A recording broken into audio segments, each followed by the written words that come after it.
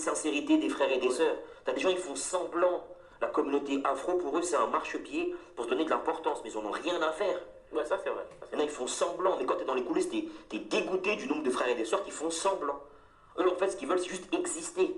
C'est pas le bien-être des frères et des sœurs qui sont derrière, qui sont dans l'anonymat, pour les aider. C'est pas ça leur objectif. Leur objectif, c'est eux, leur poche. Blaf, bonjour Africains, Africaines, Afrodescendants, Afrodescendantes.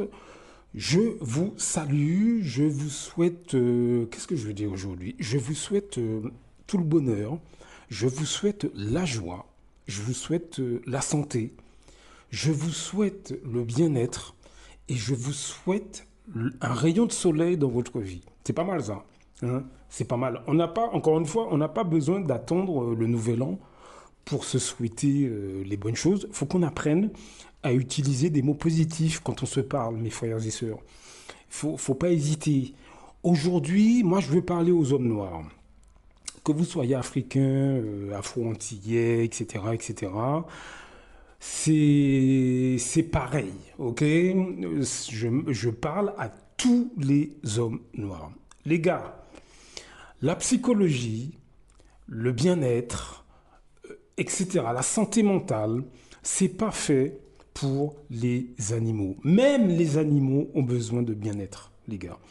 Donc c'est pas une grosse voiture, c'est pas une belle maison, c'est pas parler fort, c'est pas comptabiliser le nombre de conquêtes qu'on a eues. Alors je veux pas rentrer dans le cliché, mais vous savez très bien de quoi je parle. Vous savez bien qu'il y a une catégorie de nos frères. Ils se valorisent par rapport à ce qu'ils possèdent, par rapport au nombre de conquêtes qu'ils ont. Donc les gars, ça va pas régler nos problèmes. Et qu'est-ce qu'on a comme problème? On n'a pas que des problèmes, on a des choses qui marchent très bien. Nous sommes des hommes résilients, nous sommes des hommes intelligents, on peut faire beaucoup de choses, on fait beaucoup de choses, donc là-dessus, il n'y a même pas à discuter. Il n'y a même pas à discuter. Mais il y a aussi des choses qu'on ne fait pas bien, notamment nos garçons. On s'en occupe mal, les mecs. On s'en occupe mal. On doit faire preuve de beaucoup plus d'intelligence vis-à-vis de nos garçons, en termes d'éducation. On doit dire à nos garçons qu'on les aime. On doit leur donner toutes les armes pour affronter les temps difficiles qui viennent. Encore une fois, les temps sont difficiles pour celui qui n'est pas préparé. Celui qui est préparé, les temps sont beaucoup moins difficiles.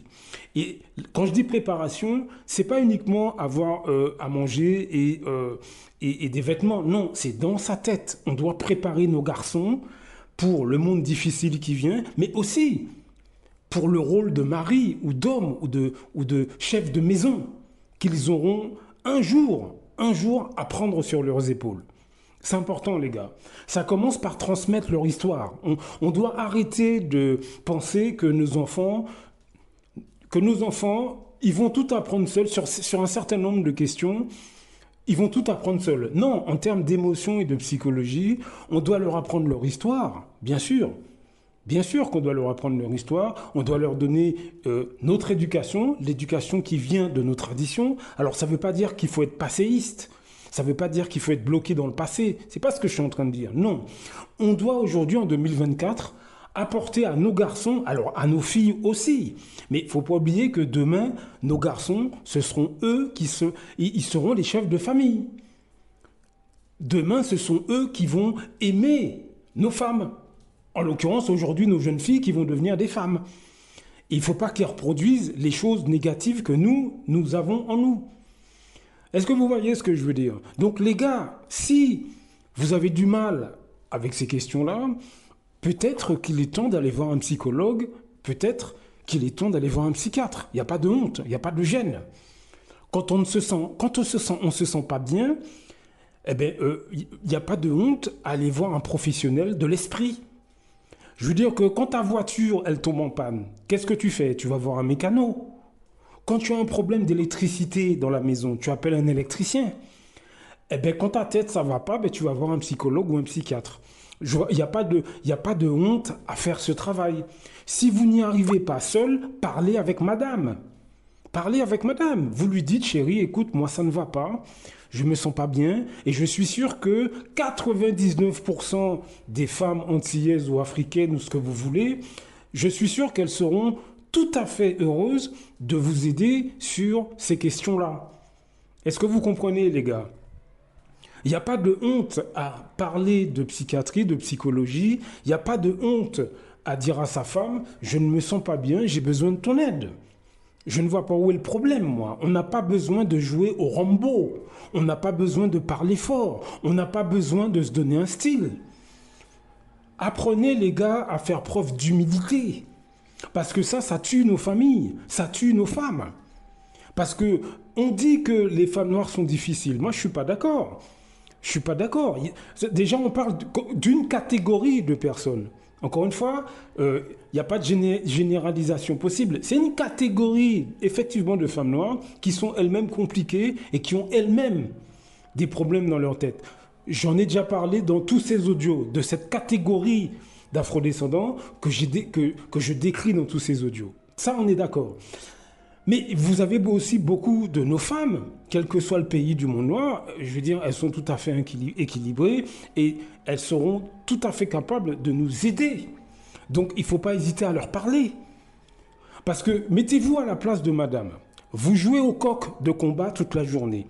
J'ai une grosse voiture, j'ai une belle maison, j'ai mon boulot, j'ai mon téléphone portable. Moi, je suis ça. Moi, je suis ça, moi, je suis ça, moi, je suis ça. OK ? Madame voit que vous avez d'autres problèmes d'ordre psychologique, des complexes par exemple. Vous avez des problèmes non résolus. Mais elle voit que vous n'êtes pas ouvert à la discussion. Qu'est-ce qu'elle va faire? Elle va éviter d'en parler.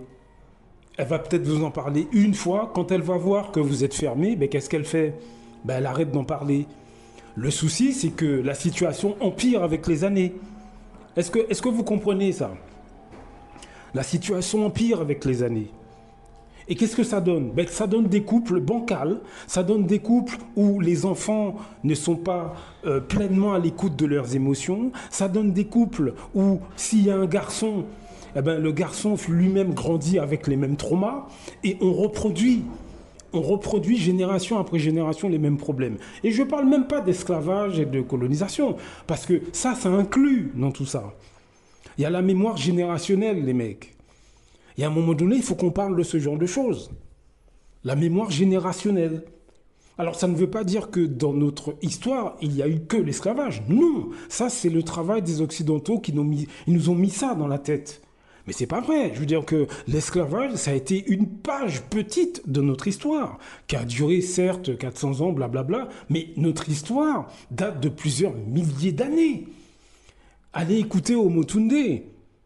Parce que, les gars, je dois vous dire quelque chose, je sais que ça va choquer certains, mais beaucoup d'hommes noirs sont incultes. Beaucoup d'hommes noirs sont très limités. Pourquoi? C'est parce qu'ils sont dans la frime, ils sont dans l'esbrouf. Ils vont jamais prendre le temps de commander un livre d'Omotunde, par exemple. Et puis de lire, de parcourir un peu. Ils vont jamais prendre le temps de s'asseoir 2 minutes devant leur téléphone et puis de regarder une émission, par exemple, sur la psychologie, sur la géopolitique, sur la littérature. Et pas simplement du monde noir. Ils vont jamais prendre le temps de se cultiver, d'avoir, je vous assure, et je ne veux pas être insultant, beaucoup d'hommes noirs sont limités. Et ce sont des gens qui ont fait des études, hein. On a l'impression que quand je dis ça, je parle de parce que les gens sont méprisants. Tu parles des ouvriers? Non, vous avez des ouvriers qui sont extrêmement brillants, très cultivés, très très très cultivés. Moi, j'ai travaillé avec des gens qui étaient extrêmement brillants, qui m'ont appris des choses et ils étaient balayeurs. Hein. Donc je suis désolé. Non, c'est pas de ça que je parle. Nous avons une catégorie d'hommes noirs sur toute l'échelle sociale. Ils sont ingénieurs comme ouvriers, ils sont incultes. Ils se prennent pour le top parce qu'ils ont leur voiture. Mais en fait, en matière de psychologie, en matière d'émotion, en matière de relation à l'autre, ils sont zéro. Zéro. Et ça, les gars, il va falloir qu'on en discute. Parce que ces problèmes sont répercutés sur nos enfants, en l'occurrence nos garçons. Ça donne des garçons brisés, ça donne des adolescents qui ne sont pas armés pour affronter le quotidien et qui reproduisent le cycle. Donc messieurs, africains, afro-antillais, afro-guyanais, afro-réunionnais, tout ce que vous voulez, déjà travaillons sur nous-mêmes les gars. Travaillons sur nous-mêmes, dites à vos madames, écoute chérie, j'ai besoin d'aide, j'ai besoin vraiment que tu comprennes un certain nombre de choses, que tu m'aides à comprendre un certain nombre de choses. Allez voir des psychologues si ça ne va pas, allez voir des psychiatres si ça ne va pas, de manière à justement construire un peuple fort, un peuple qui sait où il va. Parce qu'encore une fois, les hommes, c'est nous, les gars. Hein. Les hommes, c'est nous. Aujourd'hui, il y a le chômage. Aujourd'hui, il y a des soucis. On le sait, ça. On sait que, surtout dans les pays d'Europe, les hommes noirs sont quand même, c'est quand même plus difficile. Ça, on le sait, ça. On le sait. Mais nos femmes, elles le savent aussi, ça. Mais ça n'empêche pas qu'on doit travailler sur nous. On doit faire un travail d'introspection pour aller mieux, les gars. Arrêtez de regarder les autres hommes noirs comme des ennemis, parce que ça, c'est un comportement d'esclave. Arrêtez d'être vantard devant les autres hommes noirs, parce que ça, c'est un comportement d'esclave. Arrêtez de dire à qui veut l'entendre que vous préférez les femmes claires de peau. C'est un comportement d'esclave et en plus, c'est insultant vis-à-vis de nos femmes. C'est pas très sympathique pour une femme, qu'elle soit africaine ou afro-antillaise ou etc., d'entendre des hommes de son peuple lui dire écoute, ta tête, je t'aime pas, t'es trop foncé de peau. Qu'est-ce que ça veut dire, les mecs? Qu'est-ce que ça veut dire? Il faut qu'on change nos comportements, les gars, là. Ça ne va pas. Ça ne va pas. On est en train de détruire nous-mêmes notre propre héritage.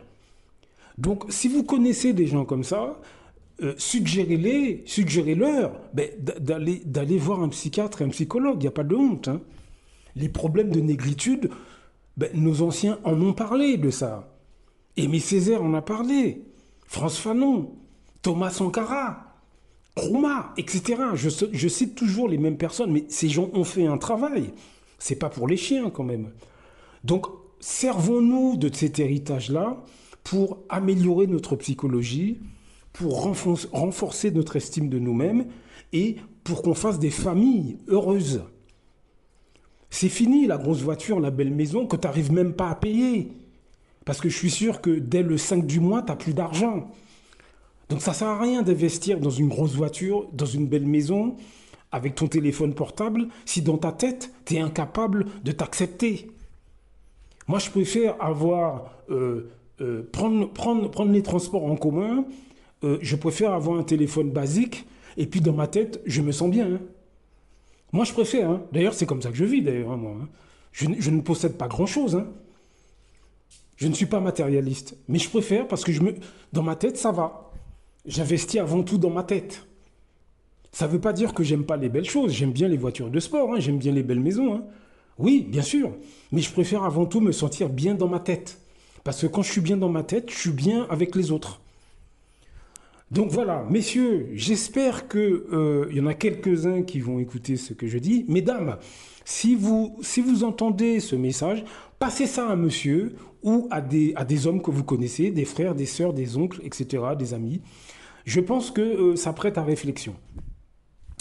Blaf, à très bientôt.